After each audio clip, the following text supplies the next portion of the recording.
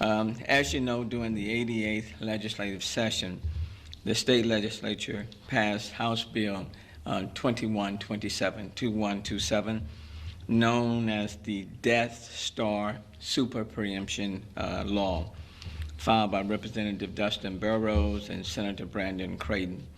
The bill was signed into law by Governor Greg Abbott on June 14th of this year to take effect on September 1 of this year.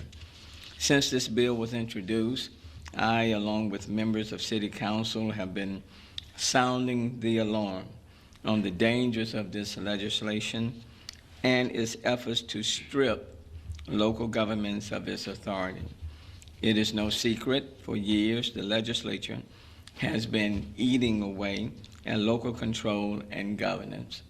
But House Bill 2127 has gone way out of bounds. It is extreme, and I don't think that is an overstatement. Under House Bill 2127, preemption is given a new meaning, and one that effectively repeals Texas constitutional home rule. And the city of Houston is a home rule or general law city, which means that via the Constitution, we've been given the power of self-governance.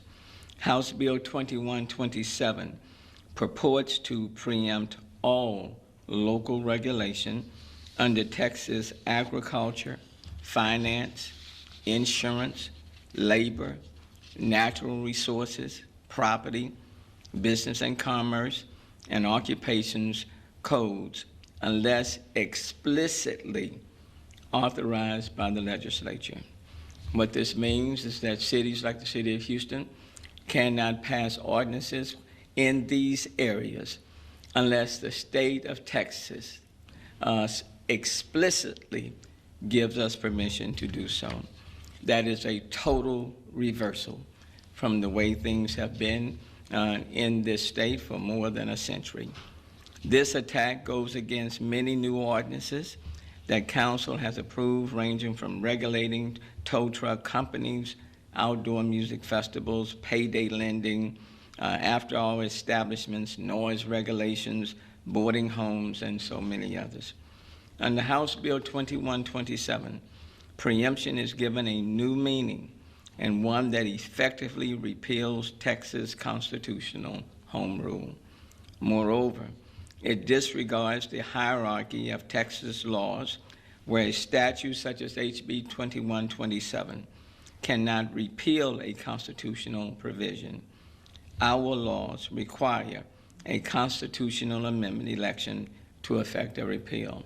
And to give you an example, I spent 27 years in the legislature, and if you were going to pass a law that repealed or superseded the Texas Constitution, you would pass a constitutional amendment as well as the general law like House Bill 2127. In this case, what the Texas legislature has done is that it has passed House Bill 2127 as a state law, but it has the direct impact of repealing portions of the Texas Constitution. That is a non-starter. Constitutional local control gives Texas cities the power of self-government, permitting them to tailor their laws specifically to address local residents and business needs and desires. Well-established Supreme Court decisions place the burden of proof on the party challenging a city law to establish a direct and irreconcilable conflict with unmistakable clarity of preemption. There's not a conflict here. What the state of Texas legislature is attempting to do is to carve out whole sections of laws and saying to cities, you cannot venture into these areas unless we give you express permission. And so as we move forward into the future, cities like the city of Houston would know what areas that we can govern unless we find it explicitly laid out in state law. House Bill 2127 creates a one-size-fits-all statewide regulation scheme with no attempt to address areas of concern that prompted cities to pass laws in response to constituents' requests. Programs like Houston Pay or Play programs for city contractors, which provide 30,000 uninsured Houstonians with health care, would die under House Bill 2027 as we move towards the future.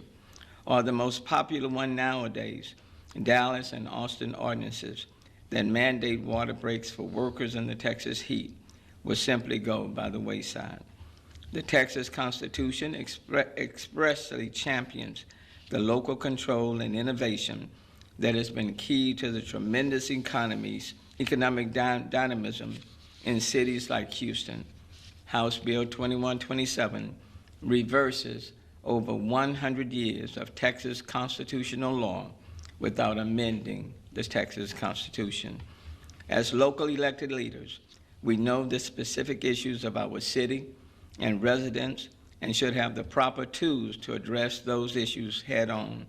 What is true for Houston is different than that of Dallas or San Antonio or Lubbock or any other municipality in our large state.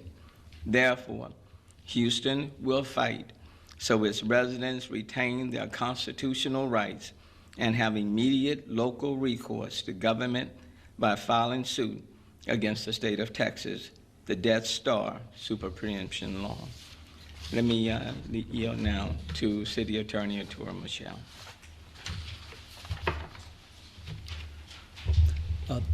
Thank you, Mayor. I think the Mayor covered what is we believe is very clear in the law, that Texas does not have a scheme like the federal government. We do not have a supremacy clause.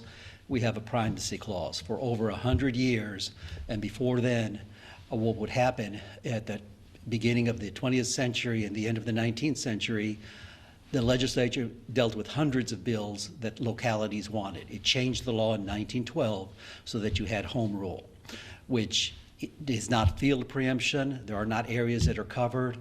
You look at a law, if it's challenged, if it is a direct, irreconcilable conflict, and the intent is clear, it's manifestly clear that it was to be preempted, that's when you apply preemption.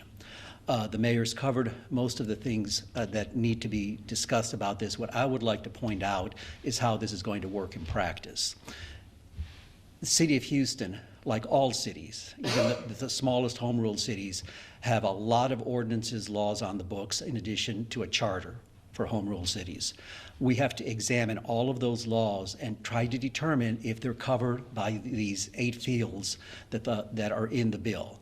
Then once we do that, we have to look elsewhere in state law to see if, despite it being covered, we're somehow given the express ability to proceed with that. That is very time-consuming, and this bill has flipped the burden of proof again on its head. Before, someone would have to challenge an ordinance. Now, if we enact an ordinance and are challenged, we could be liable for the cost of that litigation. That's a very, very heavy burden, and even more so than the financial and time-consuming burden, it robs the City of Houston of the ability to act quickly when it needs to, particularly in times of disasters or to prevent disasters. Certain things that we would do in the areas, for example, of drainage or flood control may be preempted, and we may be challenged. And there may be people who suffer because we are not able to do what the Texas Constitution allows us to do, which is local government to act quickly to address the needs of its residents. Thank you. At this time, we'll take any questions if anyone may have. And the lawsuit has been filed already. Yeah. The lawsuit has already been filed, and it was filed in Travis County.